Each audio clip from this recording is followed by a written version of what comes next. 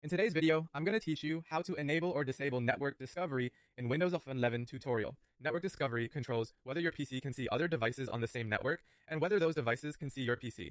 It's helpful at home or in the office when you want to share files or find a printer, and it's best turned off on public networks for security. We'll use a quick method through Windows settings, and I'll walk you through exactly where everything is so you can switch it on or off with confidence. Start by opening settings. The fastest way is to press the Windows key and the letter I on your keyboard at the same time. That brings up the main settings window. On the left sidebar, look for network and internet and select it. This is where Windows manages Wi-Fi, Ethernet, and all your network related options.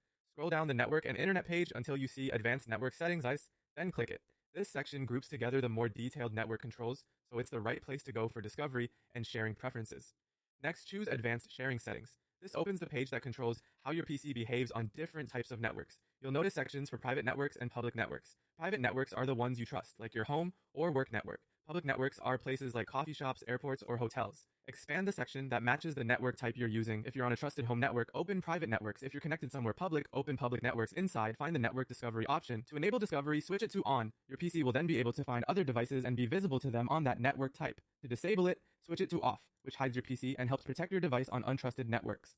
A couple of quick tips as you decide what to choose. Turn network discovery on for your private trusted network if you want to access shared folders, media devices, or printers. Turn it off on public networks to reduce exposure. Changes here take effect immediately, and you typically won't need to restart your PC. If you don't see the toggle or it's grayed out, you may need administrator rights or your organization might manage this setting. That's it.